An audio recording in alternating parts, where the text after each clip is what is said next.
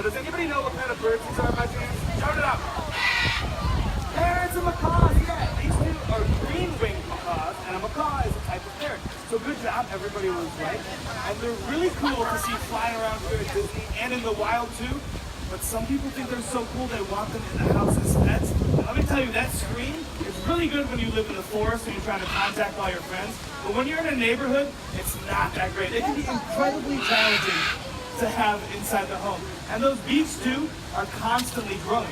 So in the wild, they're gonna chew on things like trees and make big nest cavities to hang out in. But when they're in your home, they still need to trim their beaks. So what do you guys think they're gonna chew on in your home? Furniture, yeah. Do you have a parrot by chance? Yeah, so you know from experience. You sounded very confident. Yeah, furniture or just about anything. So imagine you're binge watching Netflix. You forgot that Bernadette is on your favorite dresser or your cabinet or whatever it is. Just left it to it.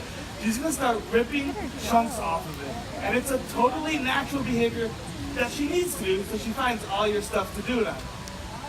She's chewing it all. She's just taking her time, slowly but surely. Okay, so the coolest part about working with these birds is they don't have to do anything they don't want to do. So if she doesn't want to, she doesn't have to, but she just took a pretty good chunk off right there.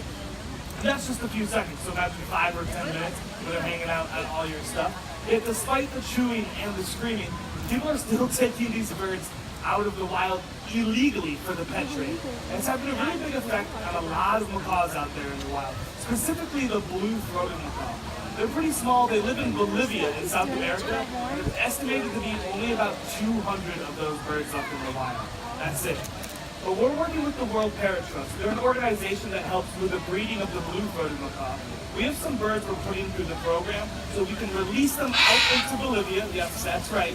Release them out into Bolivia, boost those population numbers, mix up the gene pool to make sure that population is nice and healthy. Because we want kids like you to be able to travel to South America and see big flocks of...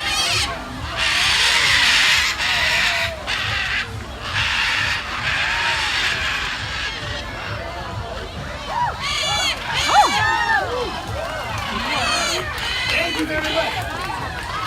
And those two blue-throated macaws right here, those are the most endangered ones up in the wild. This guy landing right here, that area just there. So it's really cool to be able to see birds like that and big groups like this flying around, and that's why we're working with the World Parrot Trust. And if you want to learn more about that program, you can visit their website at parrots.org. That's parrots.org. And these birds actually flew about half a mile to come see you guys.